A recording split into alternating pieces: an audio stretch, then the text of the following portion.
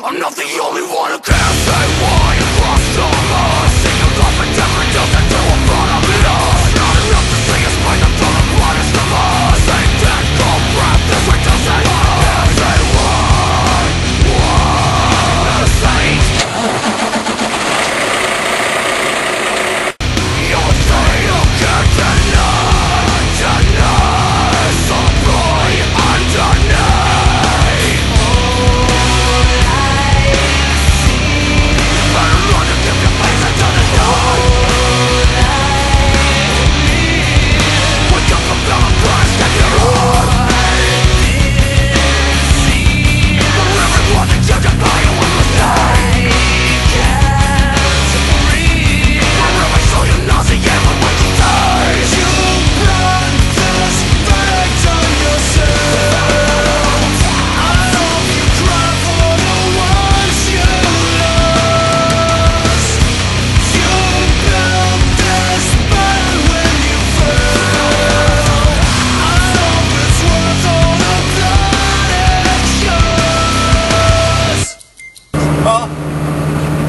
As I start my tutorials, I'll give you a little insight on me and my background in driving these things.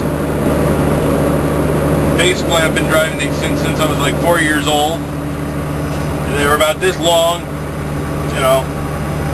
Used to drive it, you know, pull and drag and, you know, all over the kitchen floor, or living room floor.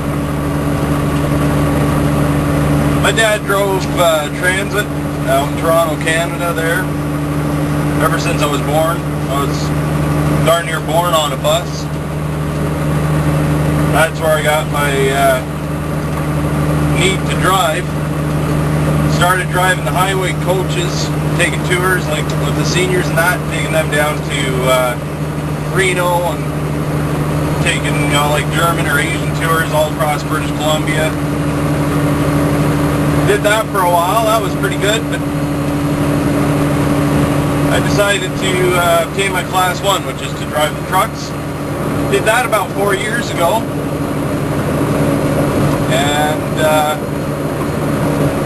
now the first company I started with, I had a bad experience with them.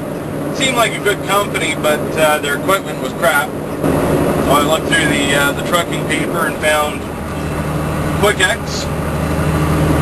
And started working with one guy there. It was a 5-man team between 2 trucks. We'd leave on a Tuesday or Friday. And it was just Vancouver to Toronto, you know, and then back, and then we'd have our days off. And it was nice, you know, I miss it. But unfortunately, there's starting to become personality clashes there. I was getting blamed for some stuff, and I was taken advantage of a few times. That's what I felt. So I left them abruptly, probably the wrong way. Not even probably. I know I left them the wrong way, but I personally had enough. So I just hightailed it out of there. And that's when I found Bison. Drove for them for 8 months, and realized I should have taken more abuse over a QuickX. But it gave me experience.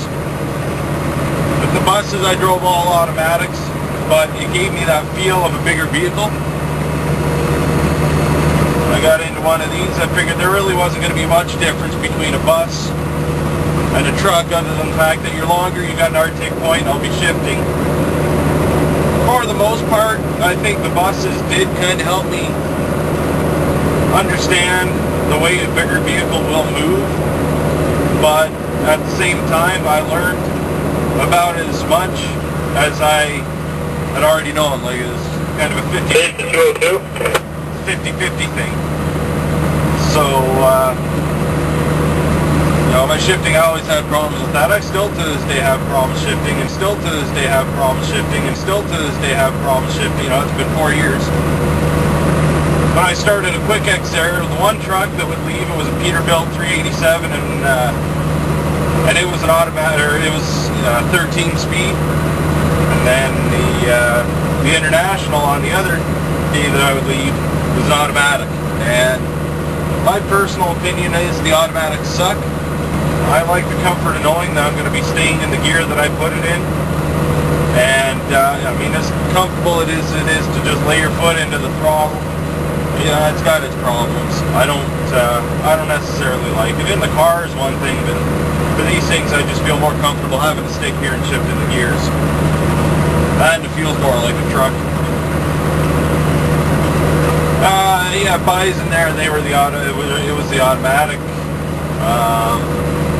You know, again, I really didn't like that. It didn't have the horsepower in it. I feel like most comfortable in a Peterbilt. Don't care what model, but as long as it's a Peterbilt, I just personally feel them the most comfortable. Kenworth's alright. I trained on a Kenworth, the K2000, or T2000 there. The one I drove was a piece of crap, but I mean it's a sister to the Peterbilt 387, and I like that 387. That's why I drove at Quick X. Everything I teach you on these tutorials will be my own personal views and opinion, and what I've learned through my experience. I know that there's going to be drivers out there that are going to give their opinions, and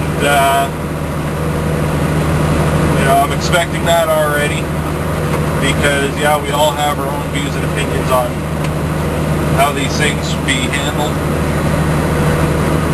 but obviously you won't be able to obtain a license with what I teach you. But hopefully my knowledge will give you a little bit of insight on how these things operate, what's kind of involved in driving these things.